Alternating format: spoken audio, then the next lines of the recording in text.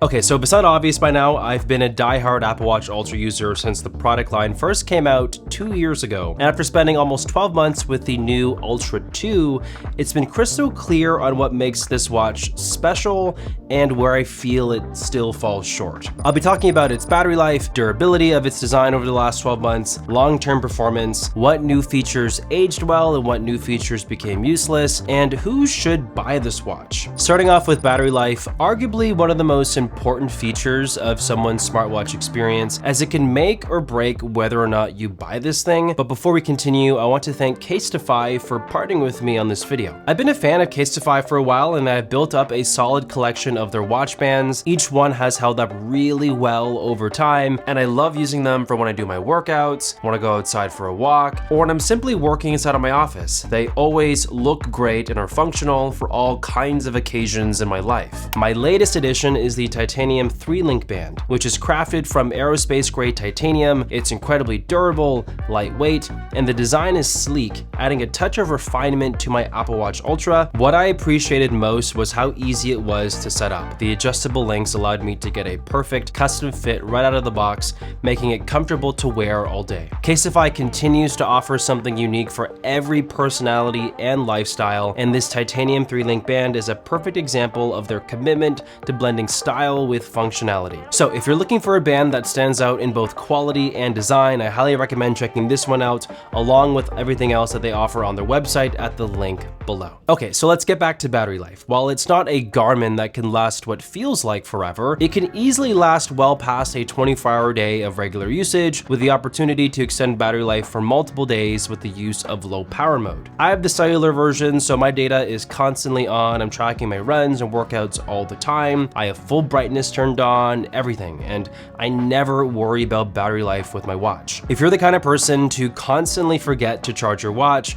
the Ultra 2 is the perfect companion for you, like it has been for me, because I always forget to charge my stuff. The regular Apple Watches from Apple have respectable battery life, but if you aren't on top of charging those, you will find yourself with a dead watch multiple times throughout the week like I have. Now let's talk about the titanium design and how durable it's been. If we zoom in very closely, to the naked eye, there aren't many scuffs or marks on this watch, which is impressive. There are a few smudges of the titanium that aren't able to come off, but it's nothing that would make me upset. The display looks great to me as well. There isn't any noticeable scratches or dinks on it. And a friendly reminder, this display goes up to 3,000 nits, the most ever in any mobile display from Apple, and it's been great to use outdoors. A fun fact, I actually broke my previous Ultra last year on the back. There was this giant gaping hole on the ceramic backing that I didn't notice somehow, and if I find a picture I will put it up on screen, but because there was this big hole when I went into water, it experienced water damage, and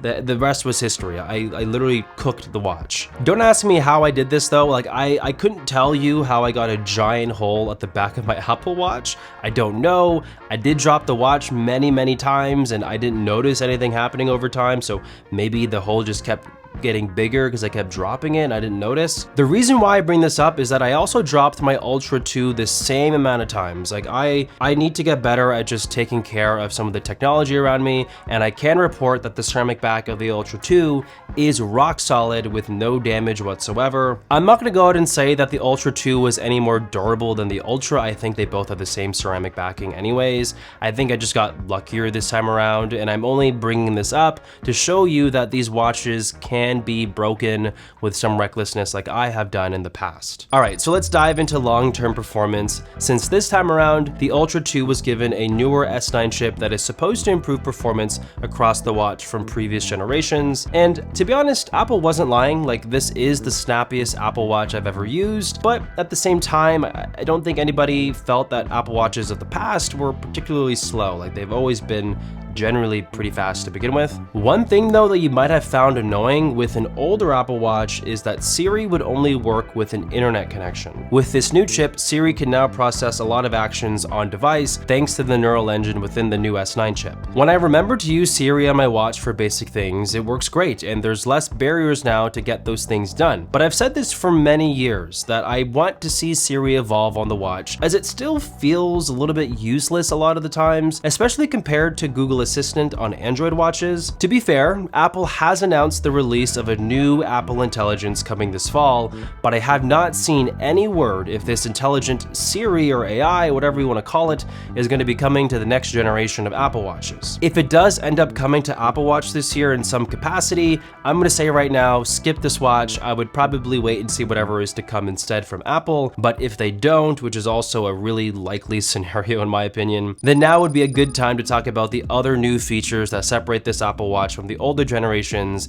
and let you know which ones were a hit and which were a miss. Okay, so let's start with the good news. If you own the latest iPhone 15 and up, the built-in ultra-wideband chip inside of here lets you precision find that iPhone when you do misplace it. I've used this feature hundreds of times in the past 12 months, so much to the point that I never remember where I leave my iPhone since I've become so accustomed to ringing it and locating it in an instant. It's a little bit of a strange habit that I've developed for myself, but at the very least, it has given me the confidence that I'll never misplace my iPhone ever again, even when it's on silent. The one feature that I felt was a miss for me personally was double tap. If you're not familiar, it's supposed to be this quick and easy way to interact with your watch without the need to touch the display if you have only one hand available. So with a quick tap of a finger and thumb, I can start and pause timers, I can even use it to bring up the widgets on the home screen and so forth. It pretty much serves as the primary function button whenever you double tap with your fingers. It doesn't work for everything, like if you try to just do it randomly when it's not possible, you're just gonna get a little wiggly notification telling you that you can't do this. This whole thing was just a miss for me personally because I practically never found myself needing to use it, and one of the leading selling features of this watch was this very feature. Now, I didn't find myself in situations where I'd only have one hand a lot of the time, so if you are someone that always has your other hand occupied, you're gonna get way more use out of this feature than I ever could over the last 12 months. So that's what's new with this watch compared to the older Apple Watch Ultra in the past, which as you can see, isn't very much. I'd skip this version if you already own the Ultra from last year, but if you haven't upgraded yet, there is so much to love and discover here that I want to share. For starters, all Apple Watch Ultras come with cellular built in. I highly recommend, if you have the money, shell out the extra $5 or $10 it is per month to add your watch to your phone plan, as it has allowed me to leave my iPhone behind all the time, and it's been amazing. I have the ability to answer calls, respond to text messages, I have accurate GPS navigation, I have everything I need to go on a long walk or run errands without the need of having my iPhone. It is very freeing. I love it. It also comes with dual precision GPS, which gives this watch even greater range and efficiency when it comes to measuring distance, pace, and routes with a more consistent signal. This matters a lot to someone like me, as I love to run, and I love to track my runs accurately. And we also get an action button as well, which is incredibly underrated. You can assign it to do whatever you want,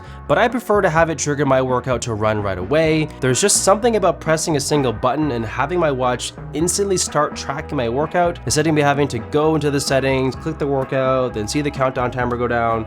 It's just like a nice quality of life feature here. So if all of this sounds good to you, on top of the longer battery life, the extremely bright display, and its generally durable titanium body, the Apple Watch Ultra is worth every penny to me. Whether you get the Ultra 2 if you want some of the newer exclusive features, or if you can find a discounted Apple Watch Ultra first generation, as that actually might be the best deal for most people looking for a bang for buck, as you still get the core experience of why these watches are Ultra to begin with. Anyways, thank you guys so much for watching. Make sure to drop a like down below, subscribe if you're brand new to my channel, comment hashtag I made it if you finished the video, and I'll catch all of you guys in the next one.